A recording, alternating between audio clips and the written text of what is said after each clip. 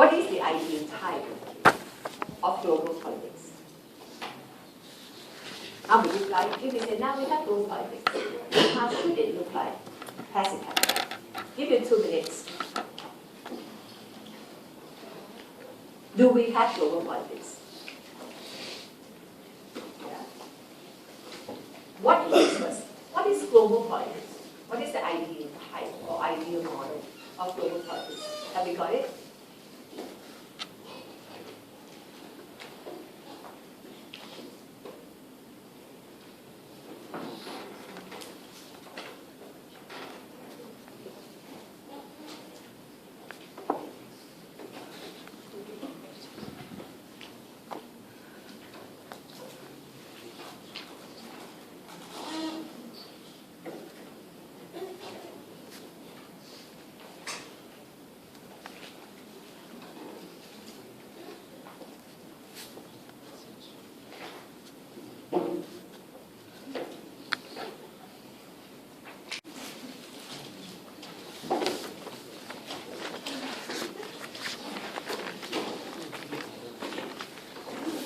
Okay? Have you got an answer? Ideal politics. How would you think that?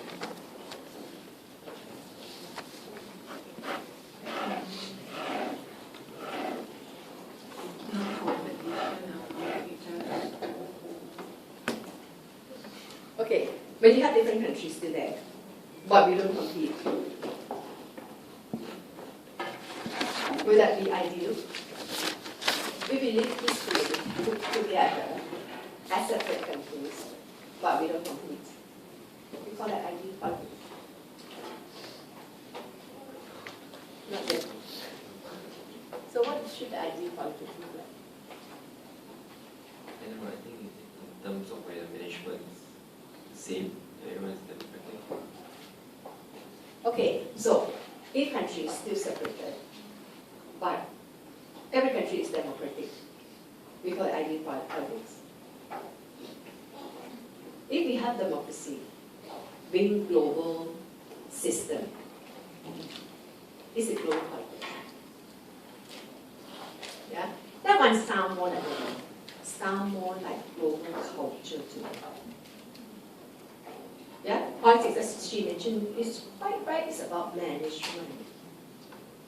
So, if we have single management, we have global politics.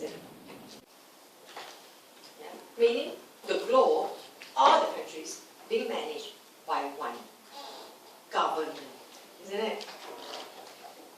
We can't say, okay, we don't need government, right? Surely we need government to manage affairs in the country. But if we have one government, we have global politics. You think you've got it? No. No idea. Far from it. Why far from it? Everyone's acting in their own interest, and in some cases it actually hinders other people's progress. No, but then we have United Nations. Can United Nations be counted? Oh, she said what? She said ineffective. What do you think? Global politics.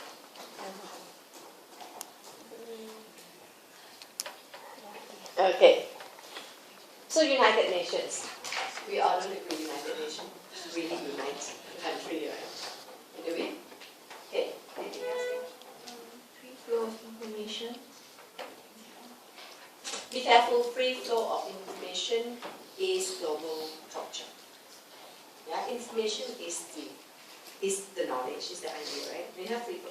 Now, politics is really about decision making. Yeah, whether each country make decision for their country separately, or there's one organization making decision for the whole world. And we said, UN is supposed to be that, but UN is not effective. What would global politics look like? The main governments like control.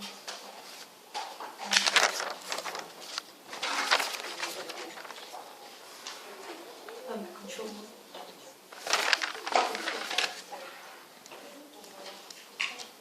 If you just have one organization that has overall control, not of the money, of everything, of how, whether the people can travel or not, of whether this channel can be watched or not, or listened to or not, the management. So it is right that management in each country is still, being done by government in each country. Global politics, ideal global politics can only happen if you have countries if you have the world without border, yeah, meaning without political borders. If you don't have like separate countries, if you don't have separate citizenship, yeah, this is the point. Have we got it? How far, how near are we getting into it? Global politics would be the most difficult to achieve. True? Yeah? It will be the most difficult because government surely will want to manage the affairs of their country. Yeah? Government surely will not allow other people to take over because people in the government, they have their interests to safeguard as well. True? People in the government want to safeguard their interests. If they are at the top of this country, you think they are willing to give away their power and let other organizations to take over? Very hard. You look at the problem in Thailand now. Yeah. How people really, really, truly fight for power. When they have power, surely surely all these power are related. Political power translate into economic power. Yeah? Economic power translates into political power. They are together. So, for ideal global politics to take place, there is no borders, no citizenship, government agreed to give away power to international bodies. Okay, so have we got it? Hi. Let's see what theorists have to say. Okay, so the first question here is about whether globalization has weakened the government. Has it created new forms of politics that replace the power of nation-state? Yeah? Number one, if globalization weakens a state, we say, yeah, we are on track towards political globalization. Second, if globalization has created a new form of politics which is more powerful than individual governments, then we say, we are on track towards political globalization. So we're going to look at these two ideas. One, government strong or weak. Okay, we talk about nation states so often. What is nation state? This one is not in your subject guide. This one is general knowledge. What is a state? A state is an organization. Yeah, often we call it government. It is the executive body that executes the policies. Yeah. So, made up of a set of institutions in the government, you have armed force, civil service, and all that. And the government takes ultimate authority within the territory and monopolize the legitimate use of physical violence. Yeah, the government or the state has ultimate authority, like Singapore state, has power over this territory, we call Singapore. And they have the legitimate use of force. They can kill people. Yeah? They can kill people. Other people can't kill. If you kill other people, you are a murderer. Yeah? But the state or government is never murderer because they have legitimate use of violence. Nation is us, people, occupying this territory. So when we talk about nation state, it simply means we being governed by our government. Yeah? Generally, when societies use the word nation state, in their mind, they are thinking of nation and state together. Yeah? A nation state.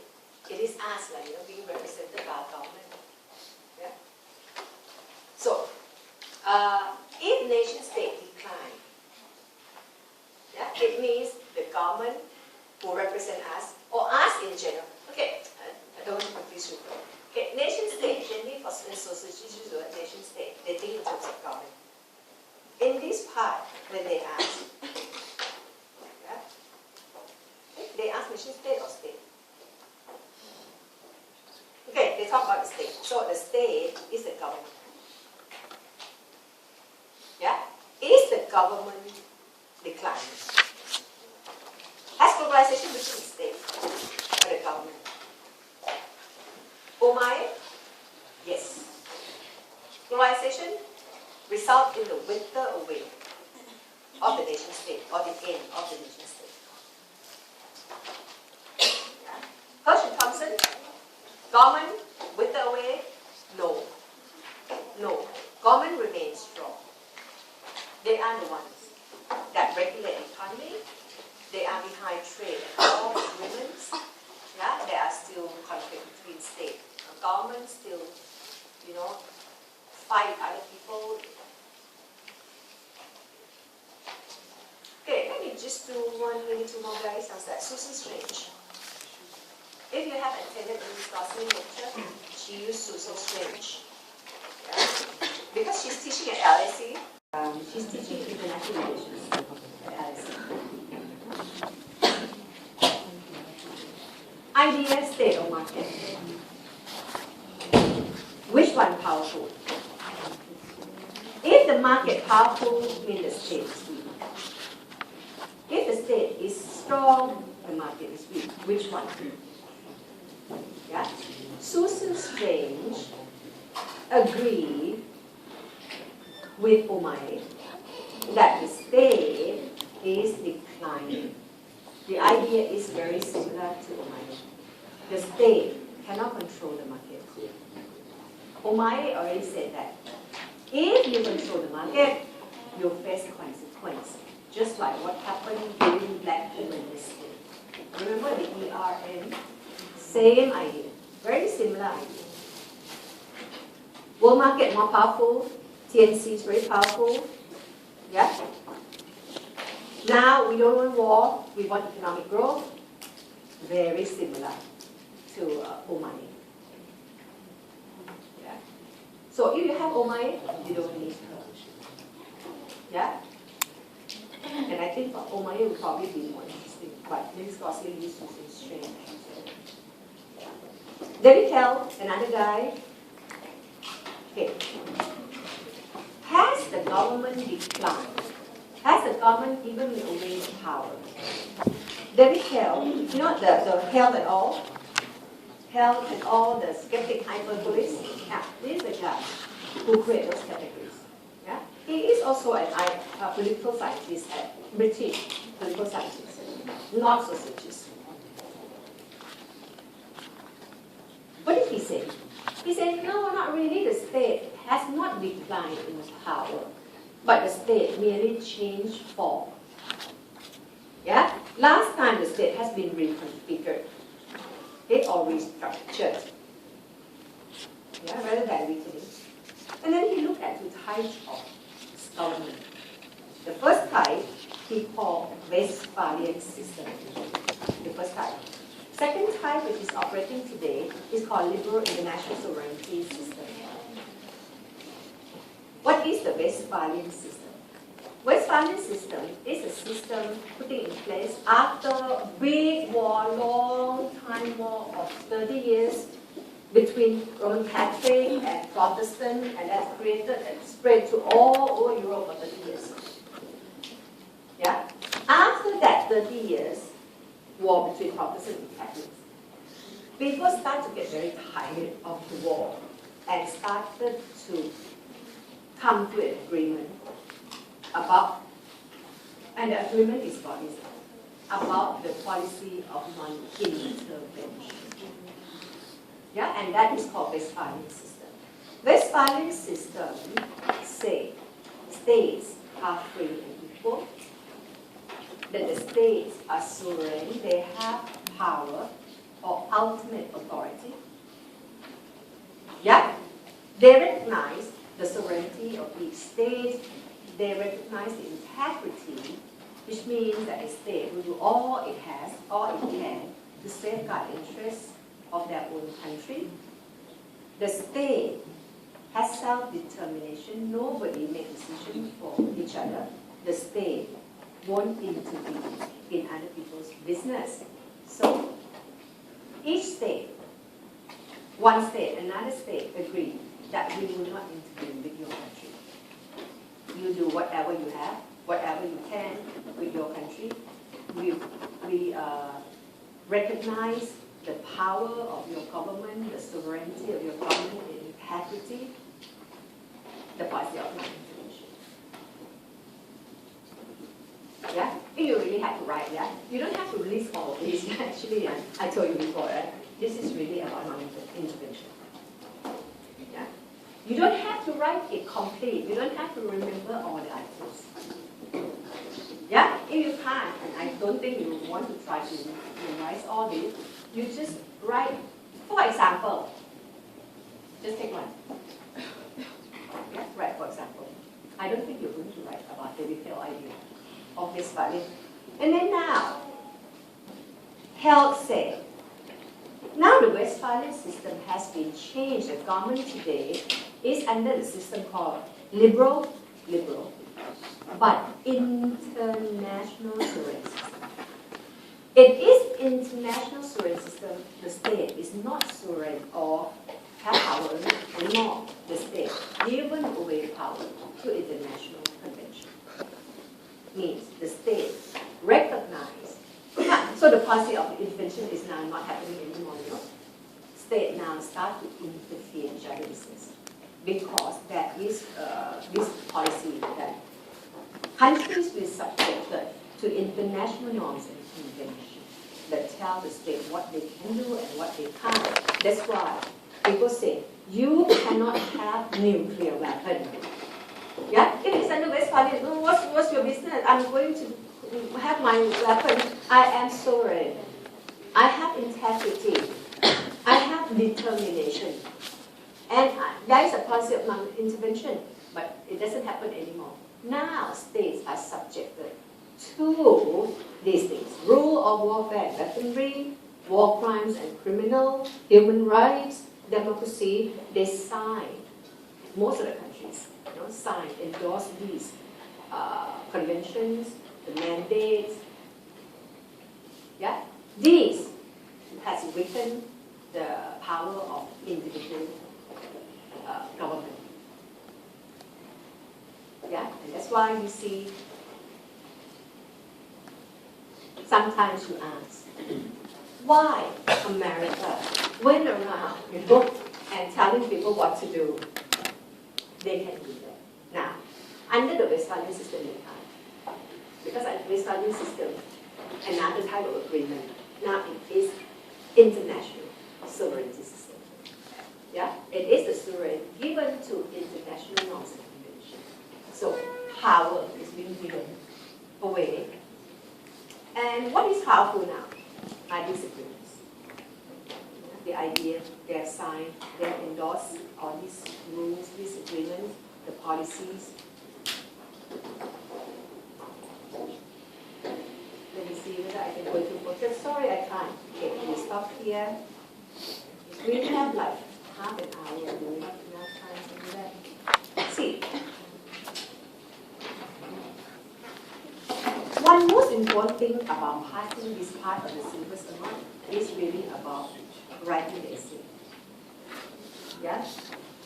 Writing the essay is not about whether you know the material or not, but it is about whether you know how to use it. Yeah? So, even if you know very well, you have memorized, you know what this guy said. The exam will never ask you. Take 3 and say and write what they say, correct or not? You have to be able to apply.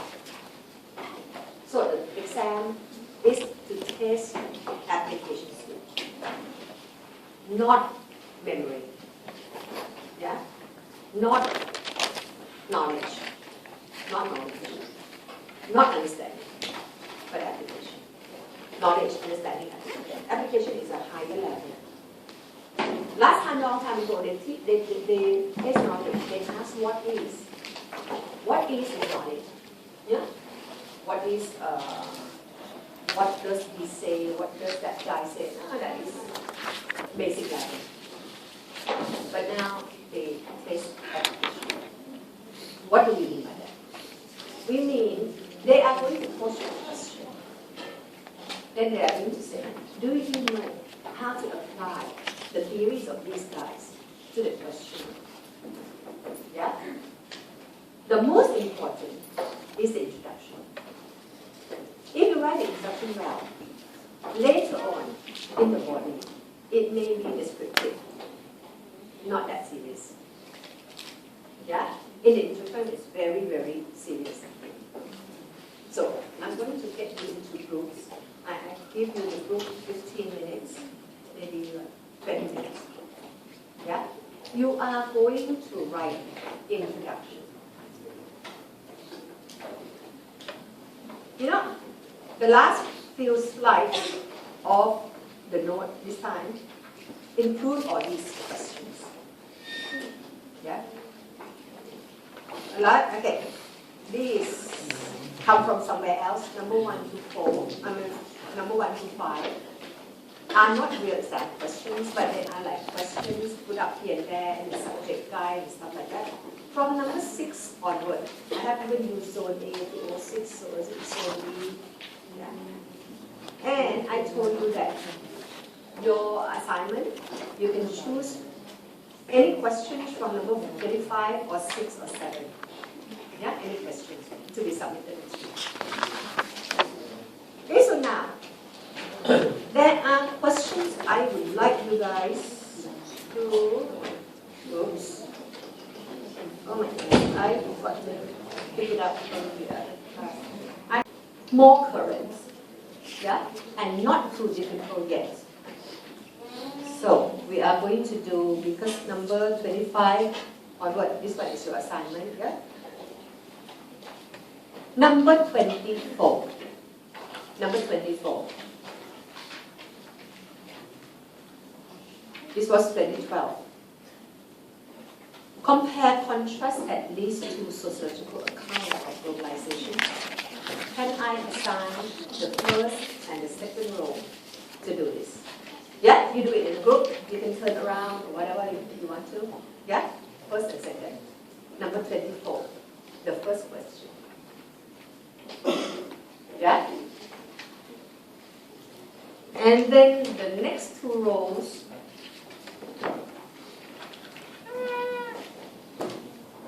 do number 22. Number 22, the next two. So we have 24, 22. Yeah? Take note of the questions. The next two rows will do, these are difficult. The difficult one we'll do it next week. The next two rows will be number 19. Yeah? You know where the next two rows is, right? Can you put up your hands? Okay, let me go through one more time. Put through one more time.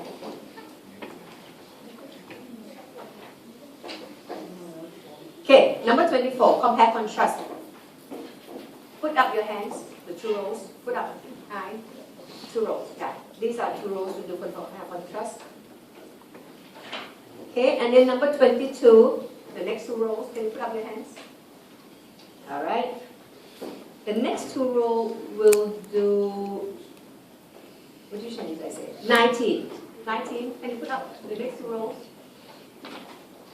Next two rows. 19. And then number 17, the next two rows. Where are the next two rows? That is number 17. Yeah? Number 16, the last two rows. Number 16. Okay, I will let you do it until 30 now. We're supposed to finish at what time? 3 o'clock, isn't it? So, you will have until 45 to submit a paper your introductory paragraph, yeah, and we are going to use the visualizer to show. So you appoint someone who can write in such a way that we can read. Try to leave the border quite big so that you can blow it up so that everybody can see. So you have your question yet? Keep your question in mind. And you want to follow this.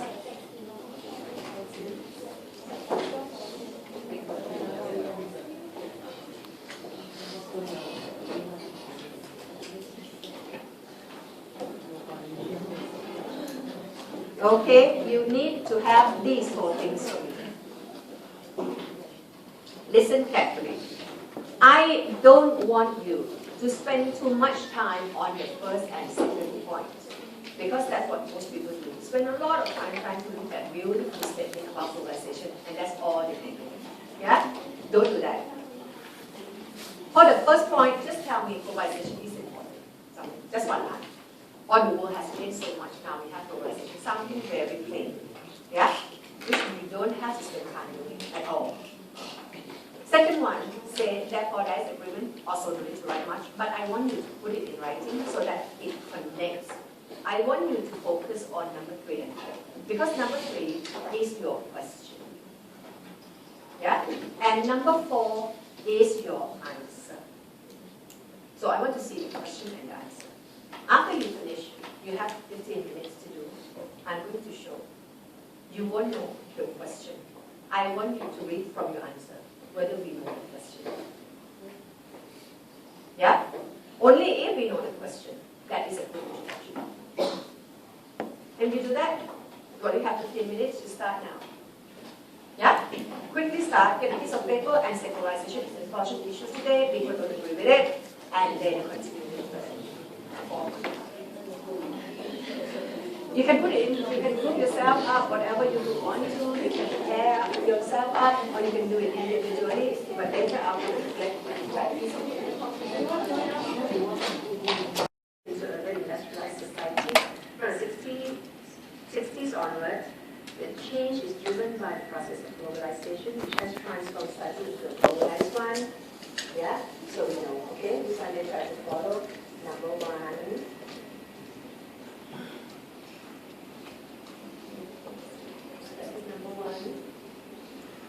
Yeah, so this part number 1. Okay. The term globalization has no concrete definition, as different theories have different views of it. Okay, number 2. Therefore, it is debatable. Therefore, it is debatable that technology is one key factor that contributes to globalization, as there are other factors like economy and culture. Have you got number 3? What did the question ask? Whether technology is one key factor. Yeah? Manuel Castel, transmissionist, states that the ICT, information and communication technology, are a strong sign of global expansion. However, take away these transmissions, they are not relevant. Yeah, because the question asks, what factors? They're not asking whether it's real, it's new or not. By putting all this, somehow it takes away focus. It's good, because it's going to ask technology or technology. And say, okay, Manuel Castel said it's technology. Yeah? And then later, I don't know, just like exam time, right? What the exam, the invigilator usually say what? Put down your pen or something like that. I can't remember what they said. Yeah? The time's over, put down your pen. Oh, last time I used to go to NUS when I was teaching there. And my students were 700 people. And they had one big hall, I don't know where, somewhere in Suntec City or something, to walk from one place to another student when they put up their hands. I hope I had something that, get me to run there. I cannot run. And when the time comes, near the time comes, when the invigilator said, put down, oh,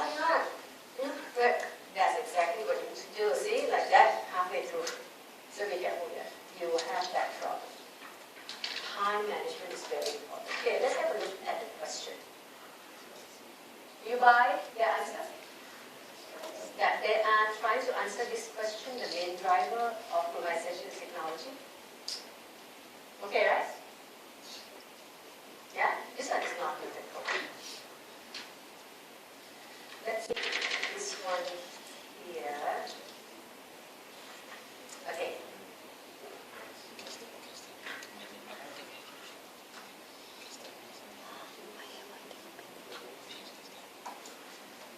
Number 8, number 1. They already give us the number. Globalization is the topic of today. For today, we are living in a globalized world. Fine. Globalization has been defined in many different ways by many theories. Okay. To see if globalization is primarily an economic phenomenon depends on which theory of globalization we apply to. Looking at what dimension of globalization. The evaluation based on Castell within an emerging global economy, Hirsch and Thompson in analyzing another one. So we got a question, right? Have you got a question? Primary economic phenomenon. Yeah? Did they answer the question? Yes, they did. Yeah? Evaluation based on Castell with emerging global economy. And then Hirsch and Thompson, also economy. Yeah? Then we want somebody who contrasts that globalization is not primarily economic. Yeah? We want someone who says globalization is primarily politics, or culture, or technology. Yeah? Maybe two more to you know, now you have global economy, you have Castell, you have Hirsch and Thompson, you have two guys. You say you're going to write about them later on. Then you have to come and contrast. Maybe two other guys. Yeah? If you have two guys in economy, just one guy culture, it will be funny. So if you have these two guys, you're going to have one guy, who do you know, who say it's not the economy, it's not primary factor. Yeah? Somebody who says something else primary factor. Have we done Appadurai? Yes, we did Appadurai. You know Appadurai? Yeah. Appadurai contest this. Yeah? And say it is culture. Remember global scale? We did Appadurai already. Global scale. This is also good. I see the question. I see part of the answer. Okay, let's have a look at this one. Globalization is widely discussed in the world and in our society currently. Many theories of globalization has argued that rapid increase in economically, social, technologically, cultural exchange, to borrow from Kinsey Omari Borders-Grove in the 90s, which promised borderless prosperity and consumer joy as a result of globalization. Unlike other theories, such as Thompson in globalization question, it is seen that it is a feeble process that has not challenged yet in the fundamentals of the modern world.